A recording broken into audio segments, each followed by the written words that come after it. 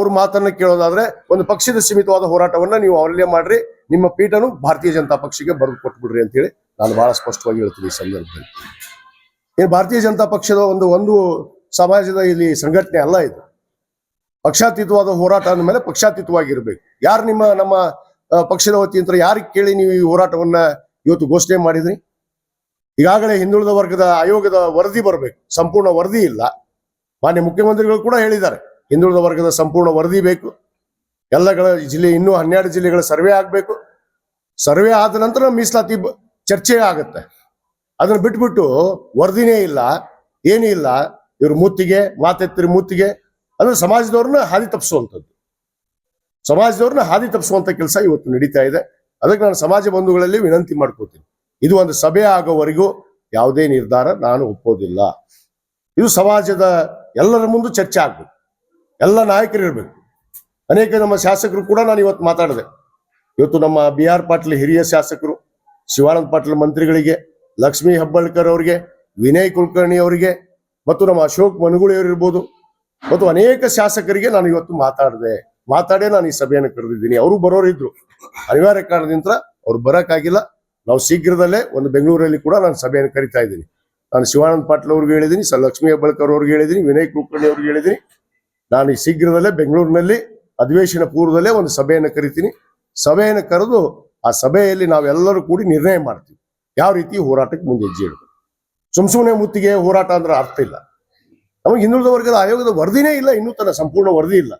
ಹಿಂದಿನ ಸರ್ಕಾರ ಮಾಡಿದ ತಪ್ಪನ್ನು ಮತ್ತೆ ಇದೇ ಸರ್ಕಾರದಲ್ಲಿ ಮಾಡಿದ್ರೆ ನಮಗೇನು ಬರುತ್ತೆ? ಇನ್ನು ಬಸವರಾಜ ಬೊಮ್ಮಾಯಿ ಅವರು ತಾಯಿ ಮೇಲೆ ಆಣೆ ಮಾಡಲಿಲ್ಲ, ಹಿಂದೆ ಯಡಿಯೂರಪ್ಪನವರು ಸದನದಲ್ಲಿ ಭಾಷಣ ಮಾಡಿದ್ರಲ್ಲ, ಮೀಸಲಾತಿ ಕೊಡ್ತೀನಿ ಅಂತೇಳಿ ಕೊಟ್ರ?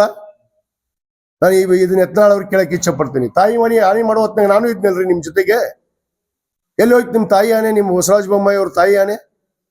ಮತ್ತೆ ಹೇಳ್ತೀರಿ 2D ಕೊಟ್ಟಿವಲ್ಲ, 2C ಕೊಟ್ಟಿವಲ್ಲ, ಕೊಡಿಸ್ರಿ ನನಗೆ. ಯಾಕೆ ಇವತ್ತು ಸರ್ಟಿಫಿಕೇಟ್ ಕೊಡಿಸ್ರಿ ಹಂಗ ತಹಸೀಲ್ದಾರ್ ಕಚೇರಿ? ನನಗೆ ಗಮನಕ್ಕೂ ಕೂಡ ತಂದಿಲ್ಲ. ಯಾಕಂದ್ರೆ ಪ್ರತಿಯೊಂದು ಸಭೆ ನಡೆಯುವಾಗ, ಹೋರಾಟ 3 ವರ್ಷದಿಂದ ಪ್ರಾರಂಭ ಆಗುವಾಗ ಈ ಹೋರಾಟವನ್ನು ಪ್ರಾರಂಭ ಮಾಡಿದವನೇ ನಾನು. ಯಾವ ಪಕ್ಷದ ಮುಖಂಡರು ಕೂಡ ಇದ್ದಿದ್ದಿಲ್ಲ ಈ ಮಠದಲ್ಲಿ. ನಾನೇ ಇದನ್ನ ಆಯೋಜನೆಯನ್ನು ಮಾಡಿ, ನಾವೇ ಪೂಜ್ಯರು ಕೂಡ್ಕೊಂಡು ಈ ಹೋರಾಟವನ್ನ ಪಾದಯಾತ್ರೆಯನ್ನ ಸಂಪೂರ್ಣ ಮುಗಿಸಿದವರು. ಇಡೀ ರಾಜ್ಯದಲ್ಲಿ ಏನು ಅರಮನೆ ಮೈದಾನದಲ್ಲಿ 12 ಲಕ್ಷ ಜನ ಸೇರಿಸಿದ್ದು ಮತ್ತು 25 ದಿವಸಗಳ ಕಾಲ ಧರಣಿ ಸತ್ಯಾಗ್ರಹ ನಡೆಸಿದ್ದು ನಾವು ಪೂಜ್ಯರು ಕೂಡ. ಯಾವ ಮುಖಂಡರು, ಯಾವ ಪಕ್ಷದ ನಾಯಕರು ಬಂದು ವೇದಿಕೆಯಲ್ಲಿ ಕೂತಿಲ್ಲ, ಯಾರು ಕೂಡ ಪಾದಯಾತ್ರೆಯನ್ನು ಮಾಡಿಲ್ಲ. ಇದು ಬಹಳ ಸ್ಪಷ್ಟವಾಗಿ ನನ್ನ ಸಮಾಜಕ್ಕೆ ಸಂದೇಶವನ್ನು ಕೊಡಕ್ಕೆ ಇಚ್ಛೆ ಪಡ್ತೀನಿ. ಇವತ್ತು ಒಂದು ಪಕ್ಷದ ಸೀಮಿತವಾಗಿ ಒಂದು ಪಕ್ಷದ ಸೀಮಿತ ಈ ಸರ್ಕಾರದ ವಿರುದ್ಧ ವಕ್ಫ್ ಬೋರ್ಡ್ ಇರ್ಬೋದು, ಅನೇಕ ವಿಚಾರಗಳು ರಾಜ್ಯದಲ್ಲಿ ನಡೆಯುವಂತ ಸಂದರ್ಭದಲ್ಲಿ ನಮ್ಮ ಪೀಠದ ಪೂಜ್ಯರಾಗಿ ಇವತ್ತು ಒಂದು ಪಕ್ಷದ ಬ್ಯಾನರ್ ಅಡಿಯಲ್ಲಿ ಹೋಗಿ ಕುಂದಿರುವಂತದ್ದಕ್ಕೆ ನಾನು ಖಂಡಿಸ್ತೇನೆ. ಈ ಸಂದರ್ಭದಲ್ಲಿ ಇವತ್ತು ನಾವು ಪೀಠ ಮಾಡಿದೀವಿ 2008ರಲ್ಲಿ ಸಮಾಜ ಪೀಠವನ್ನು ಮಾಡಿ, ಇವತ್ತು ನಮಗೆ ಸಮಾಜಕ್ಕೆ ಗುರುಗಳಿರ್ಲಿ ಅಂತೇಳಿ ನಾವೆಲ್ಲ ಒಬ್ಬ ಗುರುವಿಗೆ ನಾವು ಗೌರವವನ್ನು ಕೊಟ್ಟು ಗುರುವಿನ ಸ್ಥಾನವನ್ನು ಕೊಟ್ಟಿದ್ದೀವಿ. ಅದು ಸಮಾಜ ಮಾಡಿದ್ದು, ಸಮಾಜದ ಮಠ. ಇವತ್ತು ನಾನು ಉದ್ದೇಶಪೂರ್ವಕವಾಗಿ ನಮ್ಮ ಪೀಠದಲ್ಲಿ ನಮ್ಮ ಮಠ ಇದು, ನಾವು ಮಾಡಿದಂಥ ಮಠ, ನಾವು ಮಾಡಿದಂಥ ಪೂಜ್ಯರು ಒಂದು ಪಕ್ಷದ ಅಡಿಯಲ್ಲಿ ಹೋಗುವಂಥದ್ದು ಸರಿಯಲ್ಲ ಅನ್ನೋದನ್ನ ಇವತ್ತು ನಮ್ಮ ಕಾರ್ಯಕಾರಿಣಿಯಲ್ಲಿ ಚರ್ಚೆ ಆಗಿದೆ. ಇದಕ್ಕೆ ನಾನು ವಿರೋಧಿಸ್ತೇನೆ. ಪಕ್ಷಾತೀತವಾದ ಹೋರಾಟವನ್ನು ಒಂದು ಪಕ್ಷದ ಸೀಮಿತವಾಗಿ ಬಸವನಗೌಡ ಪಾಟೀಲ್ ಯತ್ನಾಳ್ ಅವರ ಕೊಂಕಣ ಕೂಸು ಸಮಾಜ ಅಲ್ಲ. ಯಾಕಂದ್ರೆ ಸಮಾಜ ಎಲ್ಲ ಪಕ್ಷದವರು ಕೂಡ ಇಲ್ಲಿದ್ದಾರೆ, ಎಲ್ಲ ಪಕ್ಷದವರು ಇವತ್ತು ಕೂಡ ಆಗಮಿಸಿದ್ದಾರೆ. ಆದ್ರೆ ಇಲ್ಲಿ ಚರ್ಚೆ ಆಗಿದ್ದೇನು, ಪಕ್ಷಾತೀತ ಹೋರಾಟ ಪಕ್ಷಾತೀತವಾಗಿ ಇದ್ರೆ ಅದಕ್ಕೆ ಗೌರವ. ಇದನ್ನ ಮಾಡಿದವರು ಯಾರು? ಇವತ್ತು ಏನೋ ಎತ್ಕೊಂಡು ಕೇವಲ ಭಾಷಣ ಮಾಡೋದು, ಸಮಾಜದವ್ರ ವಿರುದ್ಧ. ರಾಷ್ಟ್ರೀಯ ಅಧ್ಯಕ್ಷರು ಅನ್ನೋದು ಗೌರವ ಇಲ್ಲ, ಒಬ್ಬ ಸಮಾಜದ ನಾಯಕರು ಅನ್ನೋದು ಗೌರವ ಇಲ್ಲ, ಸಮಾಜ ಕಟ್ಟಿದವರು ಅನ್ನೋದ್ರ ಬಗ್ಗೆ ಗೌರವ ಇಲ್ಲ. ಸಮಾಜದ ಧರ್ಮದ ಪ್ರಕಾರ ನಾವು ವಿಭೂತಿಯನ್ನು ಹಚ್ಕೋತೀವಿ, ಹೇಗೆ ವಿಭೂತಿ ಹಚ್ಕೋತಾರ ಅನ್ನೋದು ಅಂಗಿಸೋದು, ಕಾಂಗ್ರೆಸ್ ಸರ್ಕಾರ ಬಂದ ತಕ್ಷಣ ಮನೆ ಮುಕ್ಕೊಂಡ್ರ ಅನ್ನೋದು, ಈ ಹೇಳಿಕೆಗಳನ್ನ ನಾನು ಇವತ್ತು ಖಂಡಿಸ್ತೀನಿ. ಯತ್ನಾಳ್ ಅವ್ರು ಮಾತಾಡುವಂಥದ್ದನ್ನು ನಾನು ಈ ತಮ್ಮ ಮಾಧ್ಯಮದ ಮುಖಾಂತರ ನಾನು ಒಂದನ್ನ ಯತ್ನಾಳ್ ಅವ್ರಿಗೆ ಹೇಳಕ್ಕೆ ಇಚ್ಛೆ ಪಡ್ತೇನೆ. ನಿಮ್ಮ ಬಾಯಿಯನ್ನ ನಿಮ್ಮ ಪಕ್ಷದಲ್ಲಿ ಉಪಯೋಗ ಮಾಡ್ಕೊಡ್ರಿ. ಈಗ ಏನಾದ್ರು ನಮಗೆ ಪದೇ ಪದೇ ಇದೇ ಮಾತಾಡಿದ್ರೆ ನಾನು ವೈಯಕ್ತಿಕ ಕೂಡ ನಾನು ಹೆಸಂಗಿಲ್ಲ.